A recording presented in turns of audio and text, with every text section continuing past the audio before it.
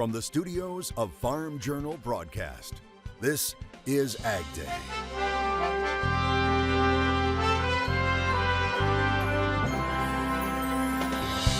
Celebrating success. It feels great, especially being able to enjoy it all with the team and being able to make those friends. We'll meet up with some 4-H'ers that are the top in the nation. A court decision that could have a big impact on biofuels. Sort of undermine the economics of our industry. A look at the impact it could have on producers. And the latest round of layoffs at John Deere. We don't like making workforce adjustments. We don't. As a company official weighs in as part of an exclusive interview right now on AgDay. AgDay is brought to you by Pioneer. Pioneer brand corn has the home field advantage with rigorous local testing to give you a winning season. Pioneer brand corn, your best year starts here. Good morning, I'm Michelle Rowe. Clinton is on vacation. We're learning more about a recent round of layoffs at John Deere. It's being reported now that just under 500 employees were laid off last week. Iowa's WARN notice is showing that in addition to the 103 people laid off in Dubuque and Waterloo, 67 employees were laid off from John Deere Financial. And there were also cuts in Illinois, with the Quad Cities Regional Business Journal reporting 319 salaried workers were laid off from the company's headquarters in Moline and its Harvester Works facility in East Moline. All told, 489 employees were laid off. Farm Journal's Tyne Morgan has more of her exclusive interview with one John Deere executive about the reasons behind the recent decisions to cut their workforce.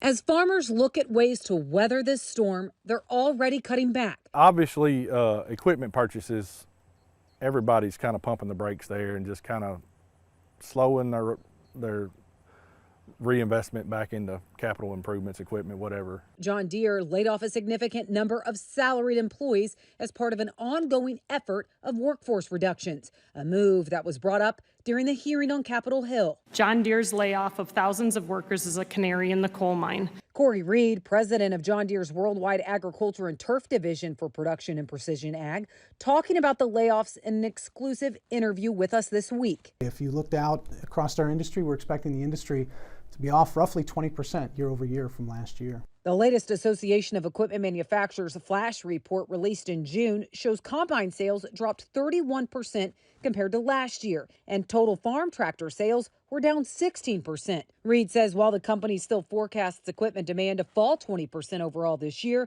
the second half of the year looks to be even more challenging than the first. We kind of had the tale of two ends of the year. If you looked at the front half of the year, in fact, if you took the large row crop tractor business, what you would have seen is a market that was still peaking in the April and May timeframe. A lot of buyers in the market based off of the performance last year.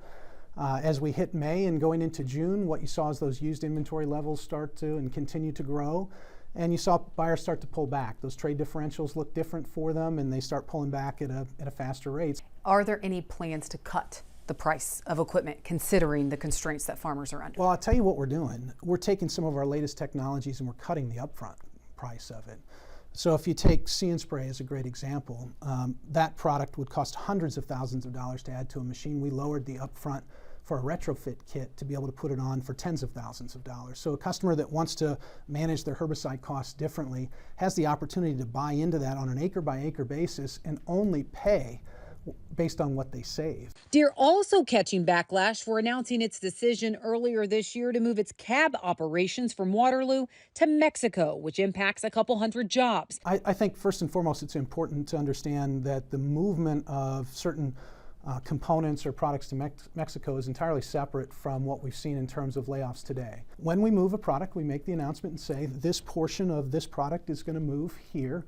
And by the way, we're doing that all the time. It's a part of what we do in our global network.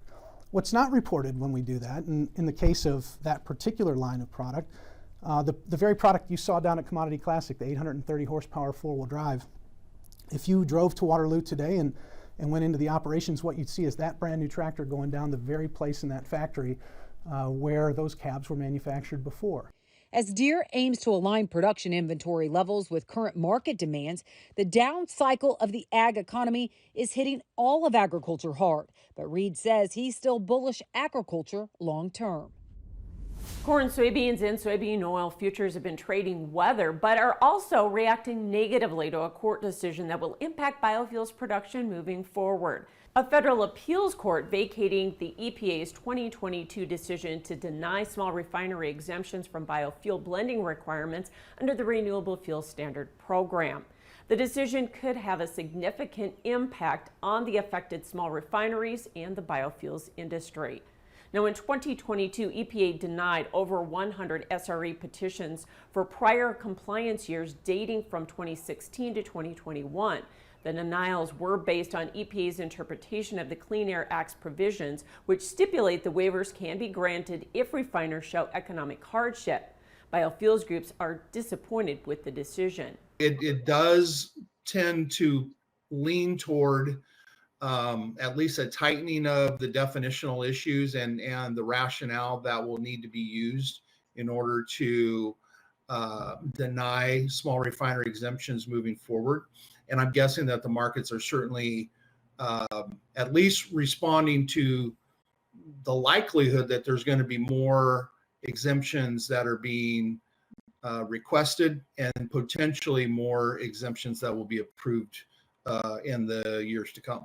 Another concern for the industry, the waivers for 2020 included 880 million RINs or biofuels credits that will now be waived in addition to RINs from other years. And we're talking about 3 years worth of exemptions that are now being remanded to EPA. So the impact could be 2.5 times to 3 times that volume of RINs being put back into the marketplace. That would lower RIN costs, lower RIN prices, and sort of undermine the economics of our industry. The decision means EPA will need to reconsider the denied petitions, potentially granting exemptions to small refiners demonstrating economic hardship due to RFS compliance.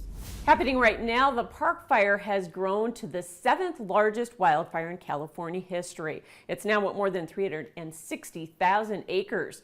Meanwhile, as Ivan Rodriguez reports, more than 30 million people are under heat alerts as a dangerous midsummer heat wave begins to expand. The Park Fire is the 7th largest wildfire in California history and has destroyed more than 100 structures while still threatening thousands more, according to CAL FIRE.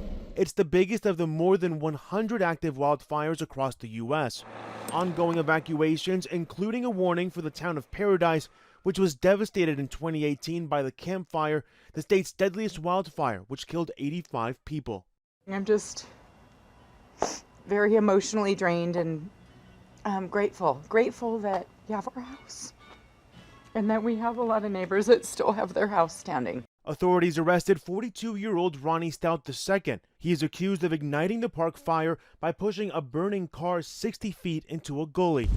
Meanwhile, firefighters are hoping lighter winds and below-average temperatures will help in the fight to get the blaze under control. As a faith-based person, you pray a lot. You pray for other people, not just for yourself and what you need.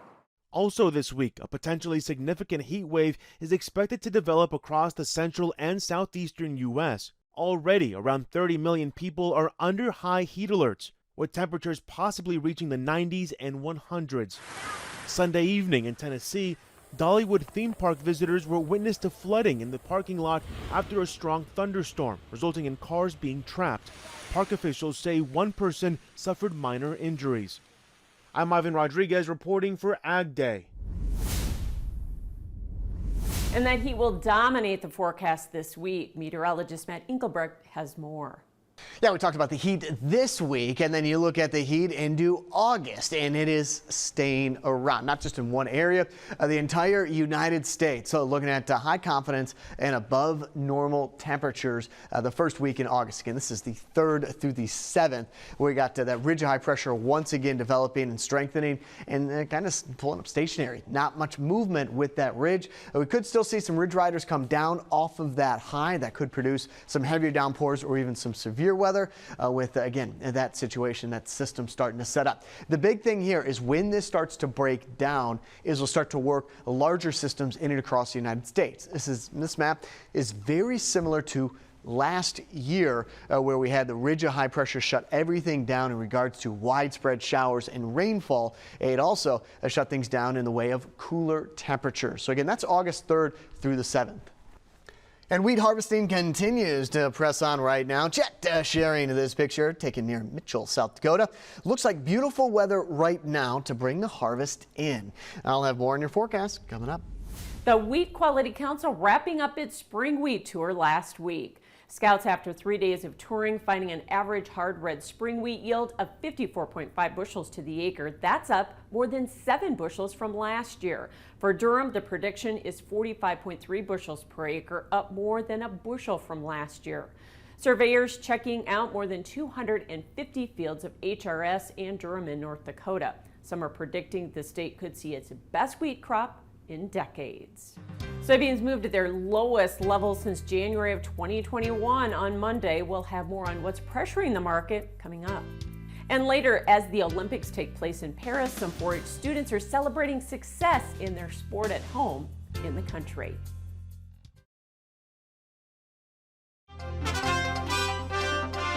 Grains ending mixed on Monday with the feed grain sector to the plus side, but soybeans lower. Naomi Bloom is with us with analysis. And Naomi, let's talk about soybeans first, some more new contract lows. Boy, that market's really latched into trading weather, isn't it? Absolutely. So last week we had a nice rally for soybeans because we were thinking that that market price was going to just continue to go higher on the hotter and drier weather forecast. But then on Friday, the market saw that the weather forecast had shifted, taking some of those hot temperatures out, and that started a technical sell-off. And then Sunday night trade, the market saw that there was rain across Iowa heading into Illinois, and that was just the straw that broke the camel's back, with prices pushing lower as the day went on. You know, it was nice, though, that we could see the market prices close up from the lows, but unfortunately, beans still closed negative. So the November beans, what we're watching is support at the $10 area. And maybe we'll see market prices trade sideways between a $10 floor and a $10.50 resistance in the short term for November beans. But unfortunately, that perception is starting to be there that the crop is going to be good enough. And if that same school of thought applies to corn, even though we ended a little higher on Monday, is $4 kind of a vulnerable area on December, do you think? Oh, it's very vulnerable. So $4 is extreme support on December corn futures. But if prices go below $4, and for that to happen, we would need the USDA to show that yield was increasing on the next report. But if $4 support fails, there is not much to catch us on the charts. We'll go touch 375, but the bigger downside points to 350 from a technical standpoint. A little pop in the wheat market on Monday, Naomi, was that only technical? A little bit technical, but we are hearing that U.S. wheat is now competitively priced. So that's encouraging. So hopefully we see a little bit of an uptick on our export sales this week. And of course, things around the world just aren't perfect. Thanks for joining us. Naomi Bloom with Total Farm Marketing. That is Markets Now. We'll have more AgDay coming up.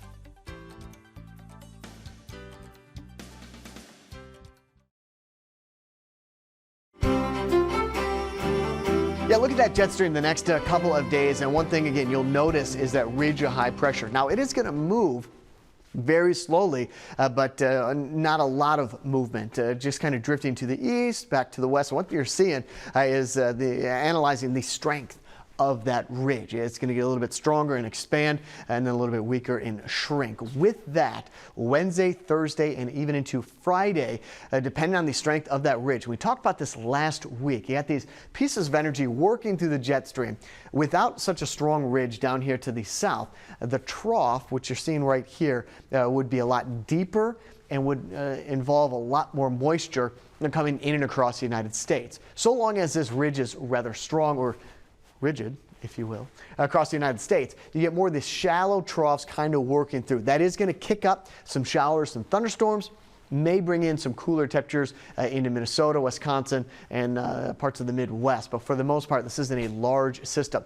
What is a large system is back down here to the southwest in the Four Corner states. That is a signal of a very strong ridge showing up in the jet stream on Thursday. So what that means is early on Tuesday, Wednesday, and Thursday, start to see these showers, thunderstorms kind of dive down from the north to the south, depending on where they start. And that'll give you an idea on where they're going, but also where they're going to finish. You're not going to see much in the way of rainfall or even severe weather back into Dallas, Oklahoma. Back up here to the north, that little bit of trough action is what you're seeing right there working through. And then that is going to work into some more showers by Thursday night and into Friday. I noticed that it's a select few and that we'll see some rain, see some cooler temperatures out of this the next couple of days and into the weekend. This ridge back out here to the west will continue to strengthen and bring about a quiet weather pattern in and across the United States. So again, there's Saturday and into Sunday. The big ridge up here towards the north is going to keep things very quiet into the plains and hot. On the other side, we're going to start to see that weak trough trying to dig through, may get some showers and also some cloud cover in and around it, and that will provide some relief from the heat and the humidity as temperatures try to cool down. Start off in Oregon, mostly cloudy, high around 81 degrees, low of about 59. Cutler Bay, Florida, scattered thunderstorms, high of 89, low of 82. And Alabama leads partly cloudy, leading to a high of 93 degrees.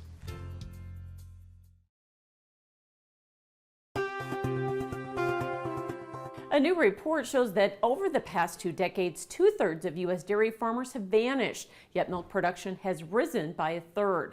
The report coming from USDA's Economic Research Service, the agency supplying this telltale graphic showing the number of dairy herds in green dropping from over 70,000 in 2003 to just over 26,000 in 2023, while milk production in blue increased from 170.3 billion pounds to 226.4 billion pounds, representing a 33% rise. So where is all that milk being produced?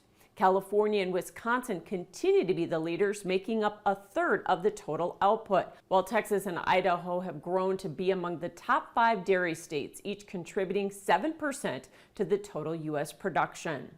Large dairy farms with over 2,000 cows now provide 39% of the milk supply, with larger farms being more common in the West. Are you following the Olympics right now? Some Olympic competitors are also champions for dairy. DairyHerd.com profiled 3 of them. First, Ellie Purrier St. Pierre. We've told you about her before. She's a Vermont dairy farmer turned world-renowned track star, and she's not shy about sharing the love of dairy. Then there's swimmer Katie Ledecky, who's competing in her 4th Summer Olympics. Ledecky already taking bronze in the 400-meter freestyle race in Paris. She recently went viral for swimming across an Olympic-sized pool with a glass of chocolate milk on top of her head. Training program. You can read more about these Olympic athletes right now on DairyHerd.com. Still ahead, we take a look at another competition, how some students in Louisiana are making a name for themselves in a 4-H national competition in the country.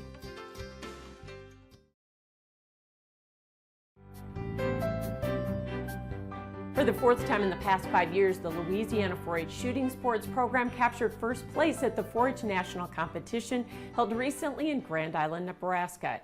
LSU Ag Center reporter Craig Grotro has this report on what's next for the team. The defense of their national title has already begun for the Louisiana 4-H shooting sports program. Members selected to represent the group as ambassadors had a retreat designed to prepare them for their role and for next year's competition. Winning the title for the 4th time in the past 5 years was a surreal experience. It feels great, especially being able to enjoy it all with the team and being able to make those friends. That whole journey was just an excellent experience in its entirety. Some of the participants have been in shooting sports for many years, and this commitment has produced many unique relationships. I've been in shooting sports for 9 years, and even though I graduated, I'd still like to be a part of it because I've made relationships, and I have a lot of people in shooting sports that I call my family. A program this large and so successful requires a large group of volunteers. Our volunteers are the ones who set up the range, disassemble the range. They also keep score and keep things moving, you know. And so this program wouldn't be there without the volunteers. Parents often serve as coaches and volunteers and play a major role in winning so many national championships. Coaches are the drive, the motive, the wallet, most important. They definitely allow me to do what I do and give me advice in areas that I need. Not only did the team win the championship, but 8 individuals won their respective disciplines. With the LSU Ag Center, this is Craig Gotro reporting. Thanks so much, Craig, and that's all the time we have for this morning. Thanks for watching. For all of us at AgDay, I'm Michelle Rook. Have yourself a great day.